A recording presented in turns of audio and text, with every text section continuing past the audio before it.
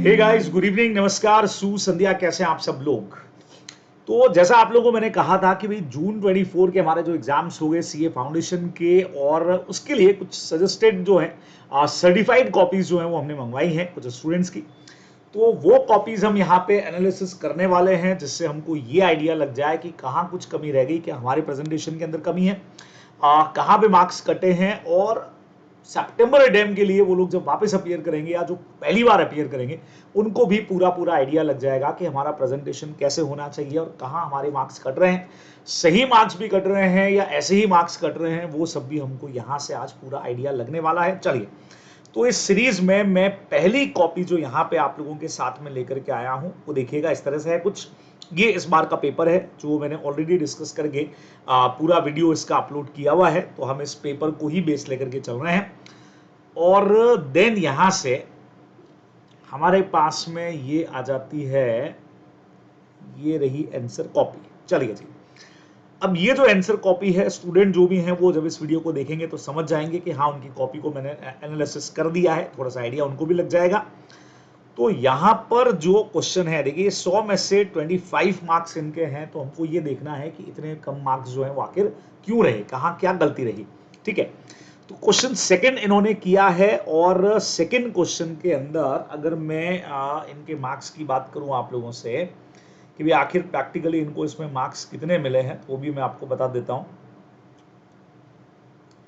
ICA ने overall setup कर रखा है, तो सेकंड क्वेश्चन 20 मार्क्स का है, जिसमें से इनको सिर्फ 5 नंबर जो है वो अलॉट हुए हैं, और 5 नंबर ही अलॉट हुए हैं। तो देखना पड़ेगा कि भाई कहाँ क्या चीज हुई है। 3 क्वेश्चन इसके अंदर हमारे कवर थे, 7, 7 और 6 मार्क्स के, एक में 1 नंबर ही मिला है, बी पार्ट में भी 1 नंबर ही है, और तीसरा पार्ट जो है 6 नंबर का, उसमें सिर्फ 2 नंबर इनको मिले हैं। तो आइए पहले देख लेते हैं। चलिए, तो सेकंड क्वेश्चन अपने सामने है। सेकंड क्वेश्चन का ए पार्ट, सबसे पहले मैं आप लोगों को यहाँ पे क्वेश्चन बताना चाह रहा हूँ कि इसका जो क्वेश्चन है वो बेसिकली क्या था। तो आइए पहले मेरे साथ आप लोग क्वेश्चन देख लीजिएगा, ये देखिएगा। तो सेकंड का जो फर्स्ट ए वाला पार्ट का हमारा क्वेश्चन है वो है कुछ इस तरीके से कि भाई Soni a friend of Priya wanted to buy a 2 wheeler, Priya agreed to sell. तो मैंने पूरा सॉल्यूशन डिस्कस किया है, तो मैं फटाफट से आपको बता देता हूं कि भाई ये सेक्शन नंबर 9 और 10 जो हमारा है, देखिए अभी आईसीए ने अपना सजेस्टेड जो है वो डाला नहीं है, तो उस हिसाब से अपन देख रहे हैं कि भाई आंसर क्या होना चाहिए था। तो सोगा का सेक्शन नंबर 10 हमारा है कि भाई प्राइस कैलकुलेशन हम थर्ड पार्टी की डिजायर पे डाल सकते हैं। अगर ऐसा करें प्राइस फिक्सेशन के लिए और थर्ड पार्टी ने प्राइस फिक्स नहीं किया है तो कॉन्ट्रैक्ट बिकम्स वॉइड होता है। ठीक है, लेकिन अगर यहां गुड्स की डिलीवरी दी जा चुकी है तो फिर उस केस में आप गुड्स वापस नहीं मांग सकते हो, कि रीजनेबल प्राइस का पेमेंट करना चाहिए। ये अपना यहां पे सीधा सीधा से पॉइंट होना चाहिए था बराबर से। तो ये पूरा अपना क्वेश्चन है, 7 मार्क का इसका क्वेश्चन है। प्रॉपर प्रेजेंटेशन कहां मिलेगा, सेक्शन 9, 10 के अंदर प्राइस को लेकर के अपने को करना चाहिए था। तो आइए देख लेते हैं कि स्टूडेंट ने अपना आंसर जो है वो कैसे ड्राफ्ट किया है। आपको मैं आंसर दिखाता हूं। चलिए जी, ये मेरे सामने आंसर है, और इन्होंने लिखा according to the provision of sales of goods act 1930। चलिए, सेक्शन यहाँ पे नहीं है, कोई बात नहीं, सेक्शन नहीं भी याद है तो ठीक है, गलत लिखने से बेटर है कि नहीं लिखना। When the seller appoint any third party to determine the price. अब आप देखें, स्टार्टिंग ही यहां से गलत हो गया। सेलर अपॉइंट कैसे कर रहा है भाई, दोनों मिलकर के डिसाइड कर रहे हैं। जब डिटर्मिनेशन ऑफ प्राइस की बात करते हैं तो agreed by both the parties होता है, बराबर। तो इन्होंने लिख दिया सेलर अपॉइंट यानी third party to determine the price of the goods sold, it must be purchase by the buyer at that price. तो both parties have to decide कि price will be decided by the third party, यहां होना चाहिए था। आप question का answer तो चालू करना चाहिए बच्चों। 7 मार्क का क्वेश्चन है, तो आप सजेशन सुनिएगा। आप पहले प्राइस का मीनिंग तो समझाइए।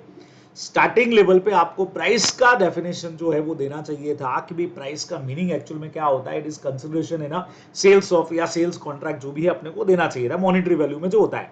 तो प्राइस का डेफिनेशन सबसे पहले इनका गायब है।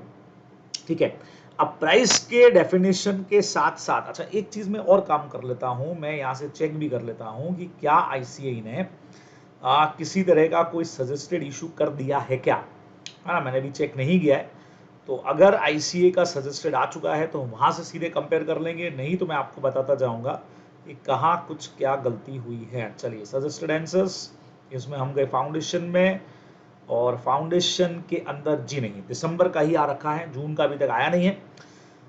तो अब सीधी यह है कि भाई प्राइस का डेफिनेशन नहीं है। सेकंड नंबर प्राइस जो डिसाइड है, डिटरमाइन जो है, वो थर्ड पार्टी को सेलर अपॉइंट नहीं करता है भाई, डिसाइड करता है कि price will be decided by the third party.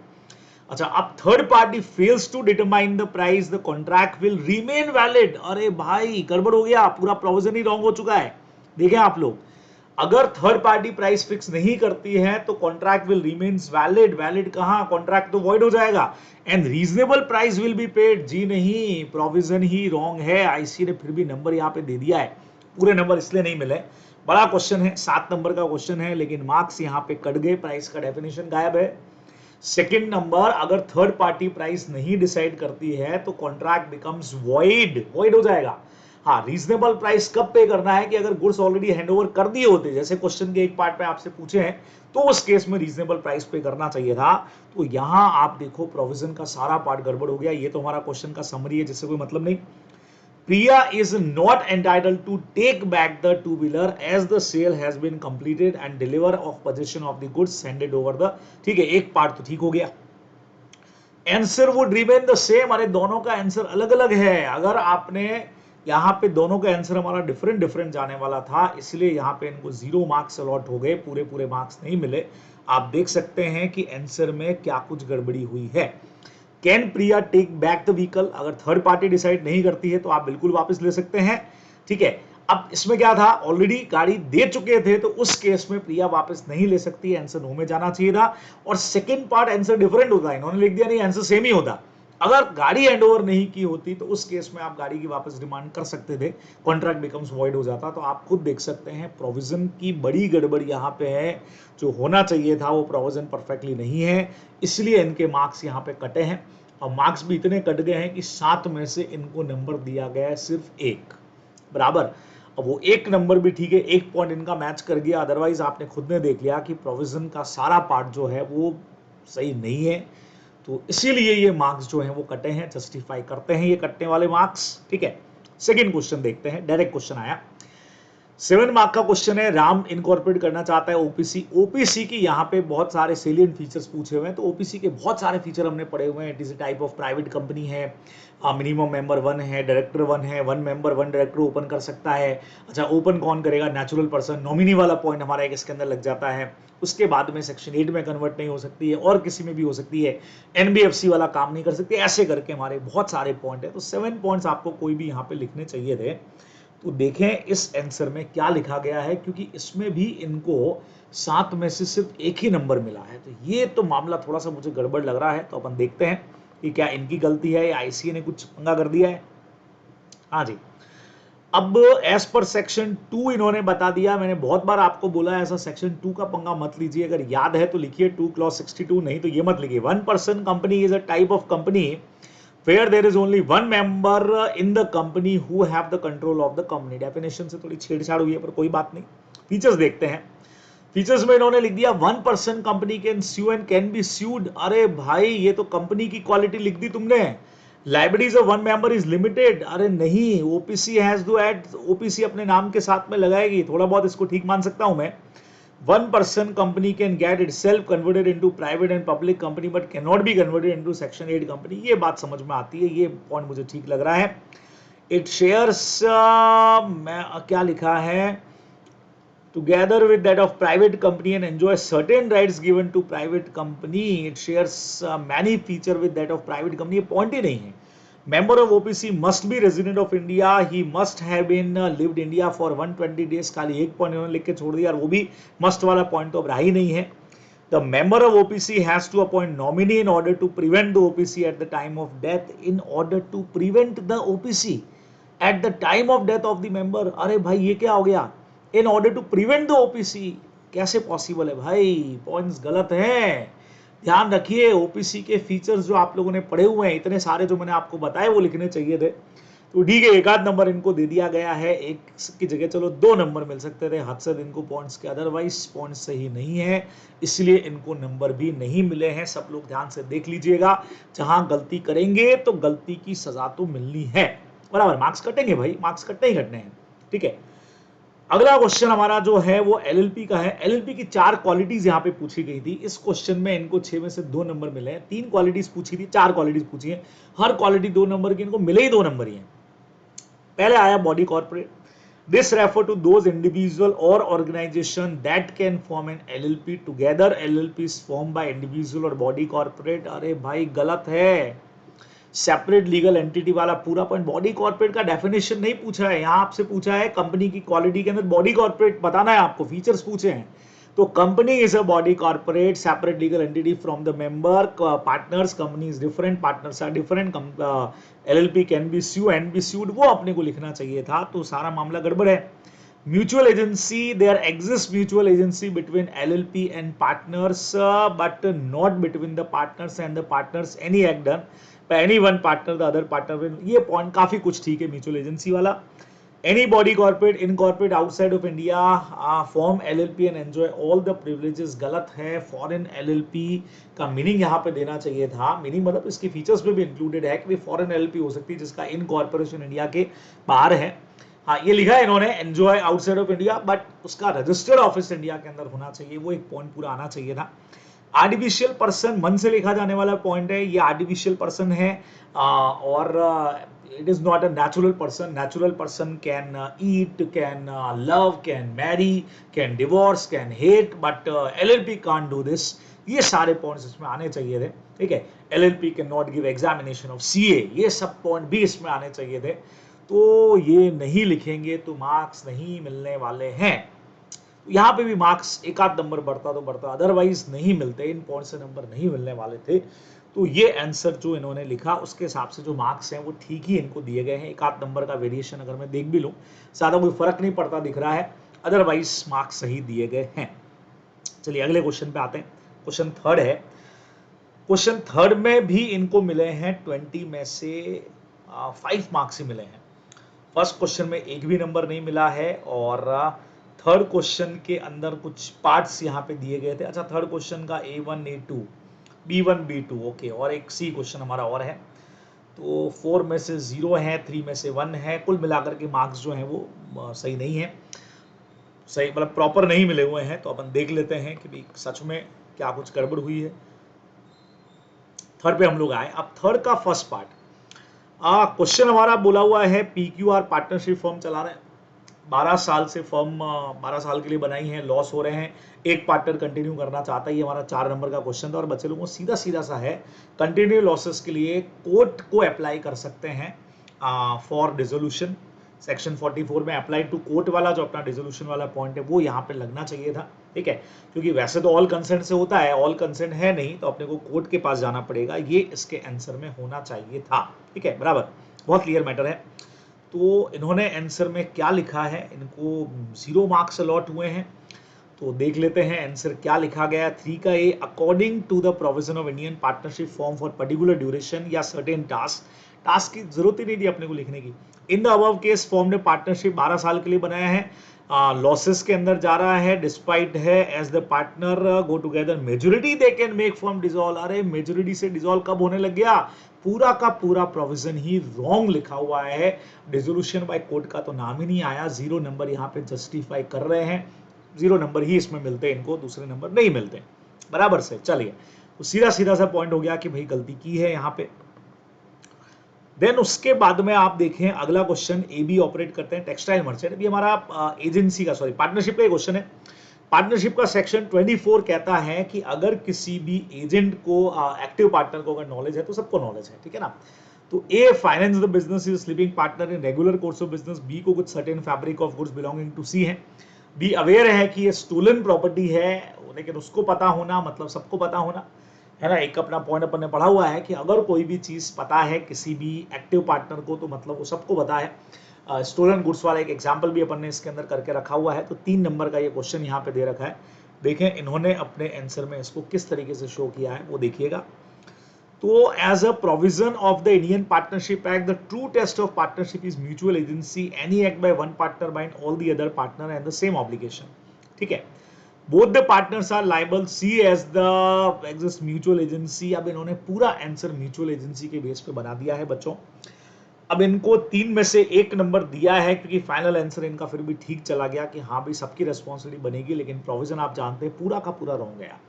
हमने पढ़ा हुआ है जहां पे भी किसी भी पार्टनर को अगर कोई भी नॉलेज हो गया है तो अपने 2 चीज पढ़ी थी, एक तो एडमिशन बाय पार्टनर है ना, और एक अपन ने पढ़ा था वो नोटिस टू पार्टनर। तो एक पार्टनर को पता होना मतलब सारे पार्टनर्स को पता होने के बराबर होता है, उसको इन्फॉर्मेशन है, मतलब मान के चलेंगे ये इन्फॉर्मेशन सबको यहाँ पे मिली हुई है। वो पॉइंट इन्होंने नहीं लगाया है, इसीलिए यहाँ इनको 3 में से सिर्फ 1 नंबर ही अलॉट है। आप खुद ही देख सकते हैं, प्रोविजन नहीं लिखोगे तो मार्क्स नहीं मिलेंगे। कई लोगों का डाउट भी होता है सर प्रोविजन गलत और कंक्लूजन सही हो, तो मैं हमेशा कहता हूँ आईसीए की चॉइस के ऊपर है। यहाँ कंक्लूजन का 1 नंबर दे दिया है इन्होंने, प्रोविजन पूरा गलत है फिर भी 1 नंबर दे दिया गया है, तो ध्यान रखेंगे यहाँ ऐसा कुछ भी हो सकता है, बराबर से। अब नेक्स्ट नंबर पॉइंट अपन जो यहाँ पे देखेंगे उसको देखिएगा क्या लिखा हुआ है। अगला पॉइंट हमारे पास में जो आया है वो है नेक्स्ट क्वेश्चन। इसका मैं आपको दिखा रहा हूं कि नेक्स्ट क्वेश्चन क्या होने वाला है। इसी के सेकंड पार्ट में एक बहुत बढ़िया क्वेश्चन पूछा हुआ है। XYZ is a company incorporated under the companies act, और ये सारी चीजें यहाँ पे दे रखी हैं जबरदस्त वाली, और बहुत बढ़िया क्वेश्चन था। सीधा पूछा है कि कंपनी गवर्नमेंट कंपनी है कि नहीं। तो मैंने आपसे डिस्कस किया हुआ था गवर्नमेंट कंपनी का मतलब सिर्फ गवर्नमेंट देखना है आपको। तो गवर्नमेंट ऑफ इंडिया के पास 20% है और 2 गवर्नमेंट तमिलनाडु और राजस्थान के पास मिला के टोटल 40% ही हो रहा था। कई लोगों ने गलती कर दी इसमें LIC को भी, और ये जो गवर्नमेंट कंपनी है इसका 8 और 15% होल्डिंग भी ऐड करके और क्वेश्चन को सॉल्व किया, जो गलत था।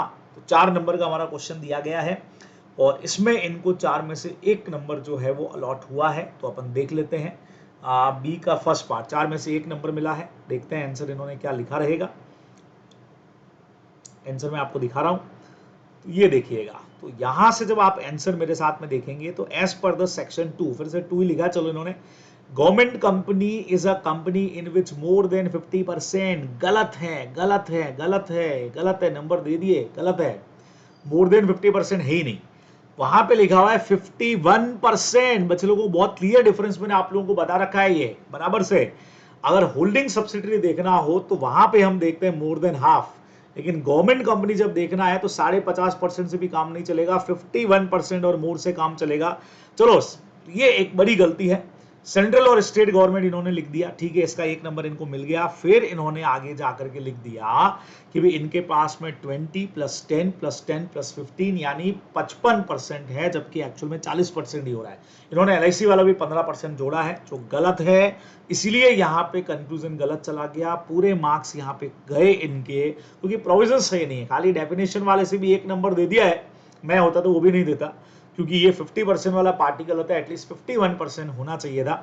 फिर भी इनको चलो 1 नंबर उसका दे दिया गया, बाकी पूरा प्रोविजन, परसेंटेज, कंक्लूजन सब कुछ गलत है, तो मार्क्स काट दिए गए हैं। तो करेक्ट मार्क्स काटे हैं यहाँ पे भी, ध्यान रखेंगे, ठीक है। अब इसके सेकंड पार्ट में क्या पूछा हुआ है, ये कौन सा क्वेश्चन है भाई, देखें इनका। गवर्नमेंट कंपनी का पोर्शन तो खत्म हो गया, ओके। इसके सेकंड पार्ट का एक क्वेश्चन पूछा गया है, चलिए वो भी अपन लोग देख लेते हैं कि सेकंड पार्ट का जो क्वेश्चन है वो क्या है। सेकंड पार्ट का क्वेश्चन है MN holding 70-30% share in a company, दोनों की डेथ हो चुकी है, ओके। परपेचुअल सक्सेशन पे हमारा 3 नंबर का क्वेश्चन है। 3 में से भी इनको 1 नंबर मिला है। परपेचुअल सक्सेशन लिखना चाहिए था, ठीक है। अब परपेचुअल सक्सेशन लिखना चाहिए था, क्यों नहीं लिखा भाई? इसमें तो बहुत सीधी सी बातें हैं, मेंबर्स में कम, मेंबर्स में go out, company still going on, there is no effect of death और इंसॉल्वेंसी और of any member on the company's existence as per the provision when a company is incorporated under Companies Act, any other provision it become a company with separate legal entity। कहाँ जरूरत है ये देने की, चलो फिर भी दे दिया। As the above case both MN and holding together share, तो क्वेश्चन की समरी आ गई। Hence the company will never get close or winding up in case of death। बच्चे लोगों को कहाँ लिखा आंसर भाई, आंसर कहाँ है, वो लाइंस कहाँ हैं, गोवर वाली हमारी लाइंस, वो वाली लाइंस की भाई जहां पे in partnership in case of death और इंसॉल्वेंसी फर्म में be dissolve, but company's life not depend on the life of the members of the company. वो लाइन कहाँ है भाई? In case of death they are legal heir have right to continue the business, और company अगर wound up होगी भी तो only by the proceeding of the law. वो सब लाइंस तो गायब ही है। तो ये प्रोविजन ही सही नहीं है भाई। 1 नंबर फाइनल कंक्लूजन का देखो दे दिया, या स्टार्टिंग पैरा एक जो इन्होंने लिखा वो दे दिया, अदरवाइज कहीं पर कोई चीज प्रॉपर यहाँ पे नहीं है। मैं फिर से बोलूंगा, परपेचुअल सक्सेशन आपने पढ़ा है ना भाई, तो वो प्रोविजन तो लिखा ही नहीं है, तो नंबर अपने को कैसे मिलने वाले हैं? तो प्रोविजन मजबूत करने पड़ेंगे। आप देखो प्रेजेंटेशन की तो दिक्कत है ही नहीं, इन्होंने बिल्कुल वैसे ही किया जैसा होता है, पहले प्रोविजन, फिर क्वेश्चन का समरी, फिर फाइनल आंसर। इस वजह से फाइनल आंसर के नंबर भी मिल जाते हैं कहीं ना कहीं इनको, है ना। सब खिचड़ी बना दी होती तो वो भी नहीं मिलता, कम से कम वो मिल गए हैं इनको, लेकिन जब प्रोविजन ही सही नहीं है तो नंबर कहां से मिलेंगे। चलिए अगला क्वेश्चन आता है हमारा एक श्योरिटी वाला, इसी के अंदर एक श्योरिटी का क्वेश्चन था जिसमें से इनको 6 में से आई थिंक 2 नंबर मिले हैं, सी पार्ट है, 6 में से 2 नंबर मिले हैं। मैं क्वेश्चन आपको पहले बता देता हूं कि क्वेश्चन क्या था, क्या होना चाहिए था। I think direct theory question है, प्रैक्टिकल एक बार चेक कर लेते हैं। तो डायरेक्ट क्वेश्चन पूछा हुआ है श्योरिटी के अगेंस्ट, श्योरिटी के राइट अगेंस्ट क्राइटेरिया क्या है। तो डायरेक्ट क्वेश्चन 6 नंबर का है, 3 एक पॉइंट है कि जहां आप श्योरिटी क्लेम कर सकते हो और सेट ऑफ का क्लेम हो सकता है और एडजस्टमेंट, और इसके कुछ पॉइंट अपने को दिए हुए हैं सेक्शन 141 वगैरह के अंदर, 140, 141, 145 वगैरह के अंदर ये सारे पॉइंट आपको देके रखे हुए हैं, ठीक है। तो उन पॉइंट के बेसिस पर इसने कितना लिखा है ये भी अपन देख लेते हैं, क्योंकि मार्क्स तो कम है। As per provision surety is the person who give the obligation, वो सब ठीक है। Right of surety against the creditor क्या होगा, if the securities of principal debtor if any are with the creditor the surety has right to retain them after the payment dues, ये point ठीक बैठता है। In case if the creditor sold the securities surety will, ये तो इसी point का explanation हो गया भाई, गलत है, एक पॉइंट ही दिया इन्होंने खाली, ये तो इसी का एक्सपांशन है। और जो हमारे पॉइंट थे ये तो अगेंस्ट डेटर दे दिए, डेटर पूछा ही नहीं है। राइट अगेंस्ट कोस्ट श्योरिटीज, अरे भाई क्वेश्चन में आपको हमने पूछा श्योरिटी के राइट बताइए against the creditor only, creditor का तो सिर्फ एक पॉइंट हमने दिया है, बाकी उसके अलावा हमने डेटर के पॉइंट्स यहाँ पे डाल दिए, कोस्ट श्योरिटीज के डाल दिए, तो नंबर कहां से मिलने थे, मिलने ही नहीं थे भाई क्वेश्चन यहाँ पे। फिर भी 6 में से 2 नंबर दे दिए हैं, तो ये तो रॉन्ग प्रॉपर प्रेजेंटेशन है ही नहीं आंसर का, जो पूछा था वो आंसर आपने लिखा ही नहीं है। जैसे ओपीसी वाले क्वेश्चन में किया था वैसे ही यहाँ पे हो गया, तो मार्क्स नहीं मिलने थे, ध्यान में रखेंगे। चलिए अगला क्वेश्चन इन्होंने 6 नंबर क्वेश्चन किया है, तो मैं आपको 6 नंबर क्वेश्चन के ऊपर लेकर के चलता हूं, और एक क्वेश्चन की चॉइस मिलती है आपको पता ही है। छठा क्वेश्चन जो इन्होंने लिया है, छठे का भी छठा क्वेश्चन ये आया 6th वाला। चलिए 6 का एक पार्ट, सेक्शन 138 का हमारा क्वेश्चन है, जहां पे एक चेक इशू होता है 10,000 का और इनफ फंड नहीं है, चेक बाउंस हो जाता है, तो क्या डिसऑनर चेक के लिए लायबल होंगे, बिल्कुल होंगे, सेक्शन 138 के अंदर होंगे। और 138 के अंदर 2 साल की जेल है, चेक के डबल अमाउंट का पेनल्टी है, लेकिन 138 की एक थ्योरी लिखनी पड़ेगी आपको, चेक होना चाहिए, पेमेंट ऑफ द डेब्ट और इनसफिशिएंसी ऑफ फंड्स की 2 कंडीशन होनी चाहिए, तो जाकर के यहाँ पे लायबिलिटी बनती। 7 नंबर का क्वेश्चन है भाई, तो आपको 138 का प्रोसीजर भी लिखना पड़ेगा, है ना। 7 नंबर का क्वेश्चन है भाई, बहुत सीधी सी बात हो गई। तो प्रोसीजर के अंदर है कि भी चेक डिसऑनर का नोटिस आएगा, फिर आप इंटीमेट करोगे 30 डेज के अंदर, 15 डेज का पेमेंट का टाइम दोगे, नहीं तो आप 16 डेज से जो है वो सूट फाइल कर सकते हो, क्योंकि बोला है व्हाट आर द कॉन्सिक्वेंसेस, तो ये आपने को पूरा पॉइंट यहाँ पे लिख देना चाहिए था। बाकी तो आईसीए का आएगा सजेस्टेड तो पता लगेगा। सेकंड क्वेश्चन पूछा है कि अगर ये चेक डोनेशन होता तो 138 में क्राइम है ही नहीं, क्योंकि डेप्ट है ही नहीं, तो डेप्ट नहीं है तो हम वैसे भी रेस्पॉन्सिबल यहाँ पे होते ही नहीं है, सीधा सीधा से पॉइंट है, हमको पता भी है, ठीक है। चलिए आंसर अगर चेक करूं मैं इनका, तो आंसर में इन्होंने क्या लिखा, ओहो भाई मार्क्स ही कटे हुए हैं। As per section 138 when a cheque is dishonour the consequences of such offence under 138 are imprisonment for 2 year बराबर लिखा है, और amount to be paid the twice the amount, ठीक है, ये भी सही है, तो ये करेक्ट है। ऊपर वाली चीज इनकी गलत आ गई, 138 की कंडीशंस नहीं लिखी तो मार्क्स नहीं मिले, इसका 1 नंबर इनको मिल गया। दूसरा पार्ट है, अगर वाई ने इशू किया cheque as a donation for donation, तो answer would be correspond same, अरे गलत है भाई, नहीं लगेगा डोनेशन के चेक में, क्योंकि 2 कंडीशन है, डेप्ट का पेमेंट और इनसफिशिएंसी ऑफ फंड्स। डोनेशन हमारा डेप्ट थोड़ी है, 138 लगेगा ही नहीं, मार्क्स कट गए। आप देखो 7 नंबर के क्वेश्चन का भाई इतना सा आंसर कैसे लगेगा बच्चे लोगों। प्रोविजन जबकि आपके पास पूरा है, इसमें आपने 138 की कंडीशंस भी नहीं लिखी हैं। चलो प्रोसीजर है, कंडीशंस तो डालनी चाहिए, कंडीशंस भी यहाँ पे नहीं है, सेकंड वाला पार्ट पूरा का पूरा रॉन्ग हो गया है, तो नंबर तो कटने ही थे। तो यहाँ गलती है भाई, बिल्कुल गलती है, प्रॉपर प्रेजेंटेशन नहीं है आंसर का, प्रोविजन की गलतियां हैं, मतलब पढ़ाई की कमी है।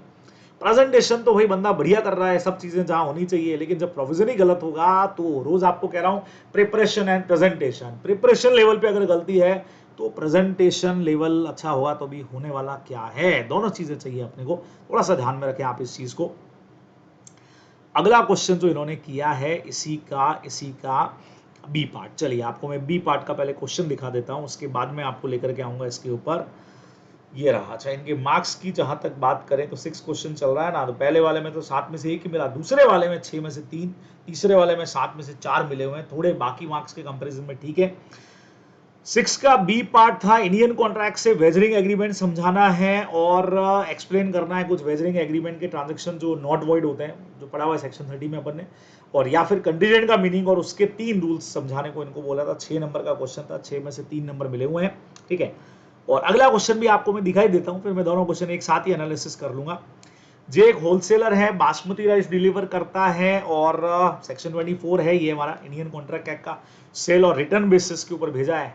5 बैग रेगुलर कस्टमर को दिए, 1 वीक लेटर के इन्फॉर्म करता है कि राइस बराबर नहीं है। और ऑल अपना वही टेबल वाला जो क्वेश्चन है ना, 100 बैग में से 5 बैग वापस आए, तो भैया बाकी के वापस कर सकते हो, 5 तो वापस होने वाले नहीं है, ठीक है ना, ये अपने को ध्यान में रखना था, ये वापस नहीं होंगे। और डिस्क्राइब करना है आपको provision sales of goods act के, तो सेल ऑन रिटर्न बेसिस का पूरा प्रोविजन है। 7 नंबर का क्वेश्चन है, बढ़िया वाला।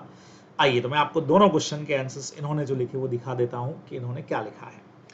थर्ड क्वेश्चन में इन्होंने वेजरिंग वाला पॉइंट लिया है। Wagering agreement are those agreement which are being done on uncertain event, their agreement are void even if the, देखो डेफिनेशन वाला पॉइंट ये सही है ही नहीं, डिपेंड्स ऑन मनी और मनी इज वर्थ वाली डेफिनेशन है, वो डेफिनेशन तो प्रॉपर नहीं है भाई, ठीक है।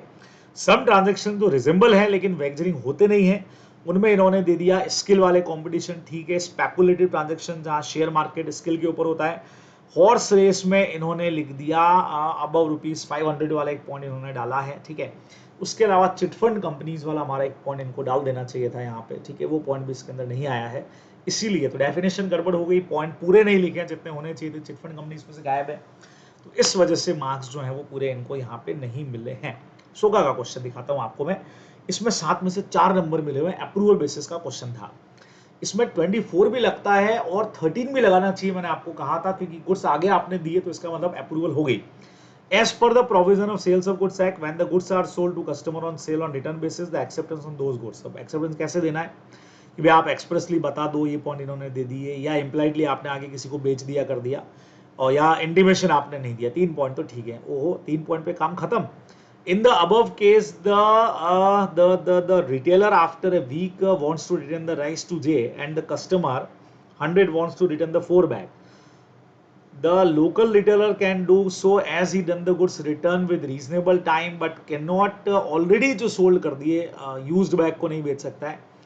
Return none of the bag as acceptance of one, हो यहाँ पे acceptance of one नहीं, पूरे 5 बैग। देखो सब लोग सुनना ध्यान से, सेम क्वेश्चन बुक में सबकी होता है, जो भी देख रहा होगा उन्होंने अपने नोटबुक के अंदर कहीं पर भी अपने नोट्स में क्वेश्चन देखा होगा, जहाँ 20 टेबल्स हमने सेल की थी उसमें से 5 टेबल आगे चली गई है, जिसके पास गई उसने वापस से रिटर्न कर दिए, ऐसे ऐसे क्वेश्चन हमने किए हुए हैं।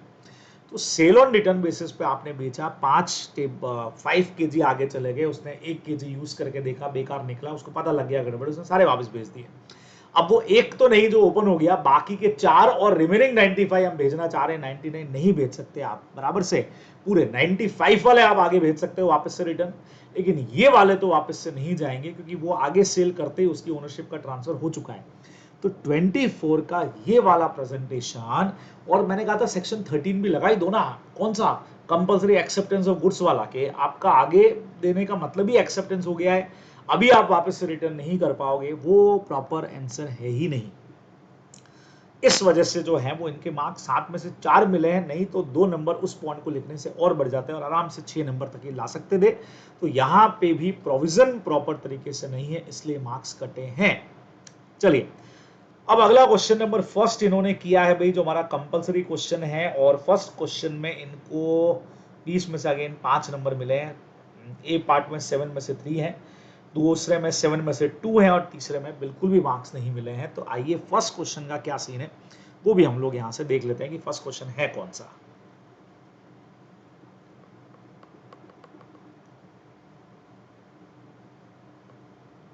हाँ जी, तो बच्चे लोगों फर्स्ट क्वेश्चन आप लोगों के सामने है, जहां पे फर्स्ट क्वेश्चन एक बढ़िया सा क्वेश्चन है, वाटर प्योरीफायर का एक क्वेश्चन था। ये कौन सा वाला क्वेश्चन था अभी, section 142 Indian Contract Act, guarantee वाला।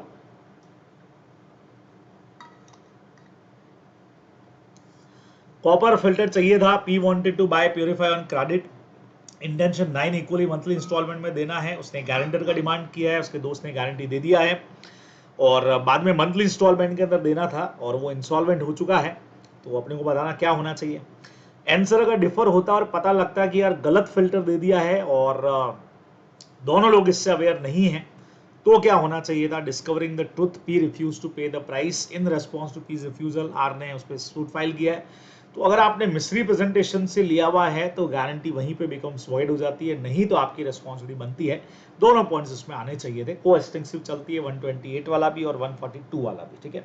7 में से इनको 3 नंबर मिले हुए हैं। मैं आपको बता देता हूं कि आंसर में स्टूडेंट ने क्या लिखा है। चलिए आंसर देखते हैं।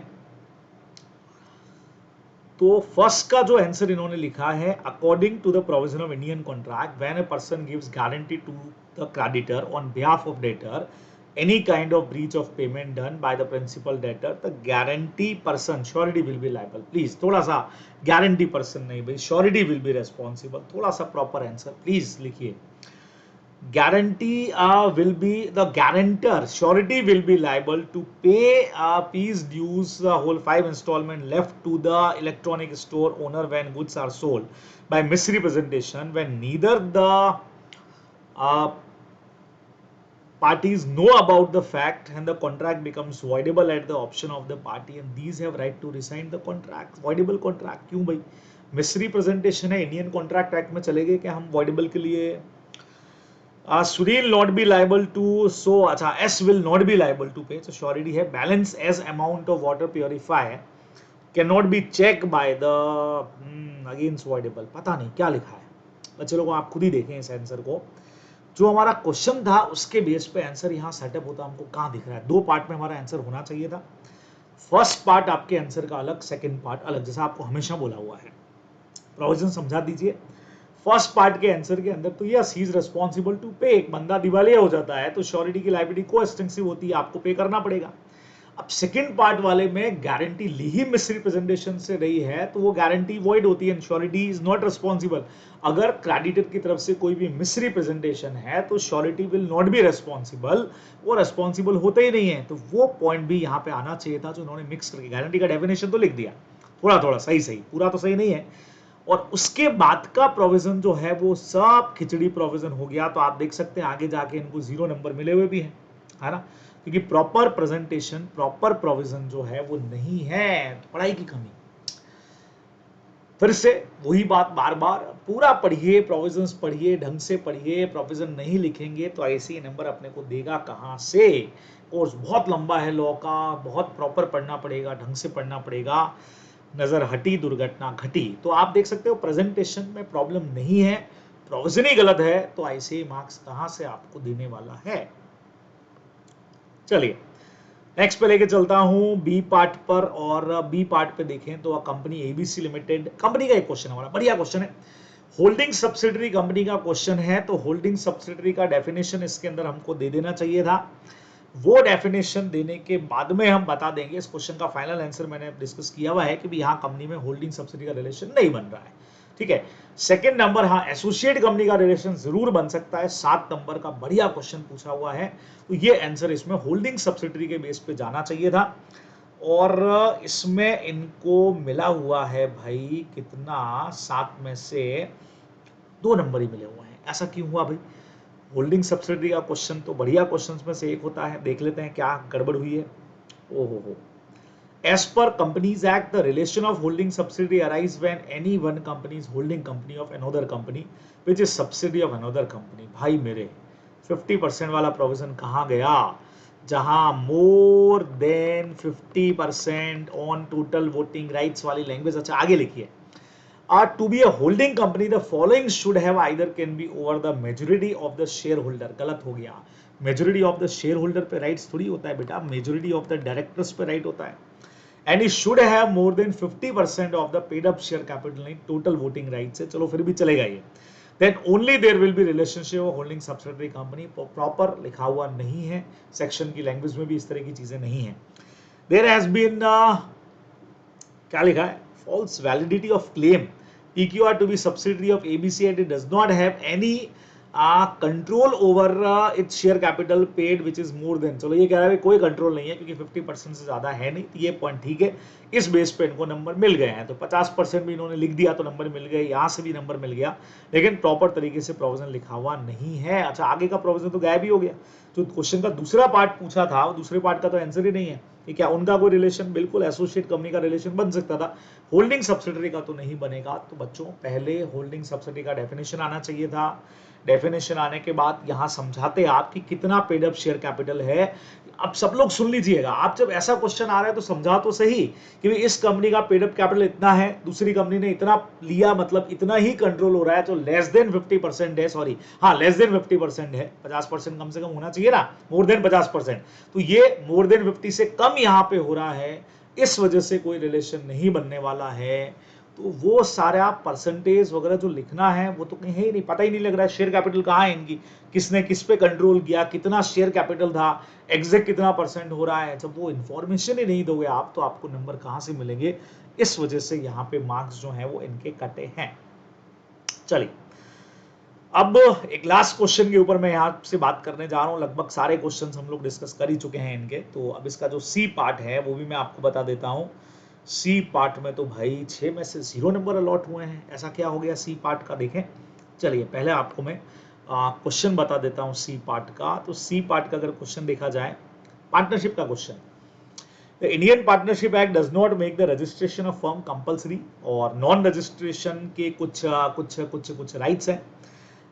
Have persuasive pressure for their registration, वैसे तो प्रेशर होता है, कुछ डिसेबिलिटीज हैं, तो देर आर सम केसेस जहां राइट्स पे फर्क भी नहीं पड़ता है, दोनों चीजें पूछ ली आपसे, डिसेबिलिटीज भी और कुछ ऐसी चीजें हैं जो आपके इफेक्ट्स पे नहीं आती है। सेक्शन 69 वाला जो अपना पूरा पॉइंट है वो सब बता देना है, डायरेक्ट क्वेश्चन पूछा हुआ है, डिसेबिलिटीज वाला पॉइंट और ऐसे वो राइट्स जिन पे कोई असर नहीं होता है वो सब अपने को लिखना चाहिए था। तो फर्म सूट फाइल नहीं कर पाएगी, पार्टनर सूट फाइल नहीं कर पाएगा, 100 रुपीज तक का सेट ऑफ मिलेगा, थर्ड पार्टी यहाँ पर सूट फाइल कर पाएगी, स्टेचुटरी राइट्स पे फर्क नहीं पड़ेगा, डिसोल्यूशन पे फर्क नहीं पड़ेगा, वो सारे पॉइंट्स अपने को लिखने चाहिए थे भाई। वो तो बहुत हमारे सिंपल क्वेश्चन में आता है, इसमें 0 नंबर क्यों अलॉट हुए। According to the provisions of not compulsory, अरे इक्वल शेयर मिलेगा, रेम्यूनरेशन नहीं मिलेगा, इंटरेस्ट ऑन, अरे इन्होंने तो पार्टनर के राइट्स लिख दिए भाई, अरे भाई अरे भाई अरे भाई, आंसर गलत है, अरे क्या कर दिया, आंसर पूरा पूरा रॉन्ग। ये तो पार्टनर्स के राइट्स बोले हुए, जब पार्टनरशिप डीड नहीं होता है तो रजिस्ट्रेशन की एबिलिटी डिसेबिलिटी वो लिखनी चाहिए थी यहाँ पे अपने को, 69 वाले और जो सेक्शंस अपने वो प्रोविजन आना चाहिए था, पूरा आंसर ही रॉन्ग है, 0 नंबर मिलने बनते हैं यहाँ पे, तो भाई गलत है, आंसर ही गलत है। क्लियर, बराबर। तो मेरे ख्याल से बहुत कुछ क्लियरिटी आप लोगों को मिल गई होगी। एक क्वेश्चन हालांकि इन्होंने और किया है, 5th वाला क्वेश्चन भी आपको मैं बता रहा हूँ, आखिरी क्वेश्चन है। 5th का ए पार्ट इन्होंने नहीं किया, वो वैसे हमारा थोड़ा सा जोरदार पार्ट था ऑक्शन सेल का, 2 पार्ट इन्होंने किए, 7 में से 2 नंबर, 6 में से 1 नंबर, 5th का बी और सी। आइए फटाफट से आखिरी पॉइंट है, आखिरी क्वेश्चन है, तो मैं आपको 5th का बी और सी यहां पे दिखाने जा रहा हूं। चलो फटाफट देखते हैं, ठीक है। ये आया हमारा 5th क्वेश्चन और 5th का बी और सी इन्होंने किया है। आ जाओ भाई 5th का बी पे आ जाओ। 5th का B, dissolution of partnership does not mean dissolution of the firm. अरे डिसोल्यूशन और क्या लेगा, do you agree with this statement, difference पूछा हुआ है। 3 सिचुएशन बताओ जहां पे court can dissolve the partnership firm, क्या बात है, एकदम इजी। कोर्ट कैसे डिसॉल्व करता है, 3 सिचुएशन आपको बतानी है, उससे पहले आपको बताना था dissolution of partnership dissolution of firm से अलग होती है, डिफरेंस का पूरा चार्ट दिया हुआ है आपको, पूरा टेबल दिया हुआ है, और कोर्ट की आपको सिंपल 3 सिचुएशन यहां पे बतानी चाहिए थी, जिसमें आप इनकैपेसिटी बता सकते हो, permanent इंसिनिटी, incapability, continue losses, misconduct, breach of contract, बहुत सारे पॉइंट है, सेल ऑफ जो भी अपना शेयर है, वो बहुत सारे पॉइंट है, कोई भी 3 कंडीशन आपको बतानी चाहिए थी। आंसर देखते हैं, तीसरा भी देख लेता हूं मैं। तीसरा है where a party of contract refuse to perform और डिसेबल फ्रॉम परफॉर्मिंग इस पार्ट। मैंने आपको पढ़ाते वक्त कहा था ये सेम लाइन एग्जैक्ट जो है वो सेक्शन 39 के अंदर आपको यूं क्यों दे रखी है, तो सेक्शन 39 आपको पूरा इसके अंदर समझा देना चाहिए था। एंटीसिपेटरी ब्रीच भी इसमें साथ में लगता है, 6 नंबर का क्वेश्चन है, डायरेक्ट ये 2 लाइनें सेक्शन 39 की है, एज इट इज लाइन्स हैं। चलिए देखते हैं इन्होंने क्या किया है इन क्वेश्चन के आंसर्स में। तो as per Indian partnership Act dissolution of firm does not mean dissolution of partnership, और इसमें इसको नंबर कितने मिले भाई, 5 में 7 में से 2 नंबर ही हैं, बी पार्ट 7 मार्क का क्वेश्चन था, does not mean dissolution unlawful business run by partner. ओहो द कोट डायरेक्ट, अरे बाप रे, ये फर्स्ट का आंसर तो इन्होंने बताया ही नहीं, बिल्कुल ही नहीं समझा ही नहीं, डिसोल्यूशन ऑफ पार्टनरशिप और डिसोल्यूशन फर्म का डिफरेंस दिए ही नहीं। बच्चों क्वेश्चन समझने में गलती, दो पार्ट पूछे हैं वो अलग है, वो खाली एक लाइन नहीं है, उसका कोर्ट से कनेक्शन ही नहीं था, वो अलग समझानी थी, नहीं समझाई। कोर्ट कब डिसॉल्व कर सकता है? Unlawful business run by partner, गलत है ये तो, इंसॉल्वेंसी ऑफ पार्टनर। अरे कोर्ट से डिसॉल्व करना है, कोर्ट से डिसॉल्व करना है भाई भाई भाई भाई, मामला गलत हो गया। एक नंबर काय को दे दिया, फिर भी इनको पता नहीं क्यों दे दिया। क्वेश्चन में वापस देख लेता हूं, भाई मैं ही तो गलती नहीं कर रहा हूं। Where the court can dissolve, भाई ये कोर्ट कैन डिसॉल्व में इंसॉल्वेंसी और ये सारे पॉइंट कहां से आने वाले हैं? बात समझे आप लोग मेरी? कोर्ट के डिसॉल्व में ये सब पॉइंट कहां है? अनलॉफुल बिजनेस तो कंपल्सरी डिसोल्यूशन के अंदर है, इंसॉल्वेंसी भी उसी के अंदर है, तो कंपल्सरी डिसोल्यूशन हो गया। कोर्ट वाला पॉइंट तो है ही नहीं भाई, एक नंबर फालतू का दे दिया आईसीए ने, मैं होता तो नहीं देता भाई, ये 1 मार्क भी नहीं मिलना चाहिए था, बराबर गलत है। प्रोविजन अच्छे से पढ़िए, अच्छे से पढ़िए, अच्छे से पढ़ करके जाइए। और इसका सी पॉइंट यहाँ तो भाई मार्क्स भी उतना ही मिला है, 6 में से 1 नंबर है, जो अभी मैंने आपको कहा सेक्शन 39 होना चाहिए था। इन्होंने लिखा when the promisor is ready and willing to perform the task but the promisor refuses to perform, in this case when the promisor is ready to perform but promisor refuse, same line वापस लिख दी। Hence the breach of performance made by the promisee entitled to give damages and account। नहीं भाई ये point था ही नहीं, 6 में से 1 number फिर भी आईसी ने इनको दे दिया लास्ट पॉइंट की वजह से। पॉइंट सेक्शन 39 में अपने को पता है कि इस केस के अंदर यहाँ पे प्रोमिसर के पास में क्या राइट है? आइदर कंटिन्यू द कॉन्ट्रैक्ट और कैंसिल द कॉन्ट्रैक्ट। और 39 तो अपन वो पढ़ते ही है ना अपना, वो कौन सा वाला, जहां अपन थिएटर वाला एग्जांपल लेते हैं, 6 नाइट को कॉन्ट्रैक्ट करने से मना कर दिया, वो वाला है ना। तो आइदर कैंसिल और कंटिन्यू, दोनों ही केसेस में he can also claim damages. और उसके अलावा डेट से पहले अगर कर दिया है तो एंटीसिपेटरी ब्रीच ऑफ कॉन्ट्रैक्ट का पूरा प्रोविजन आना चाहिए था इसके अंदर। तो यहाँ आकर के आप खुद देख सकते हैं। तो बच्चे लोग अब आप खुद जज करें, जिनकी कॉपी है उनके साथ भी वीडियो शेयर करूंगा, वो भी देख पाएंगे कि कहाँ कुछ गलती हुई है। और बाकी लोग भी जो अब पेपर दे रहे हैं सितंबर में, सब लोग ध्यान से देख लेंगे कि आईसीए ने कहीं कॉपी चेक करने के अंदर, आप खुद ही देख लें भाई, हमको लग रहा है आईसीए ने भयंकर नंबर काट दिए हैं, जानबूझ के नंबर काटे हो सकते हैं, कुछ ऐसा किया हो सकता है, पर कॉपी आपके सामने है। ये कॉपी तो कम से कम ना, बाकी का मैं नहीं कह सकता, ये कॉपी जो मैंने आपको दिखाई उसके हिसाब से आप खुद जज कर सकते हैं कि क्या होना चाहिए था। चलिए तो कोई बात नहीं, आप अब भी अगर तैयारी आप लोगों ने नहीं की है तो जबरदस्त तैयारी करिए, चैनल पे बने रहिएगा, क्योंकि अब बस आगे आने वाले दिनों के अंदर लगातार लगातार लगातार चीजें जो है वो इस चैनल के ऊपर आप लोगों को मिलती रहेंगी। सजेस्टेड कॉपी एक डिस्कस की है, अभी 2-3 कॉपीज हम और डिस्कस कर लेंगे, ताकि और स्ट्रांगली हमको पता लग जाए कि क्या कुछ होना चाहिए था, क्या कुछ मार्क्स मिलने चाहिए थे। चलिए जी ठीक है, तो फिर मिलेंगे आप लोगों से, होप सो कि बढ़िया लगेगा आपको ये एनालिसिस देख करके, गलतियां अगर हुई तो समझ में आ जाएंगी। और एक और बड़ी रिक्वेस्ट ये कि जो भी आपके फ्रेंड्स हैं उनके साथ में इसको शेयर जरूर कर लीजिएगा, ताकि इसका बेनिफिट सबको मिले।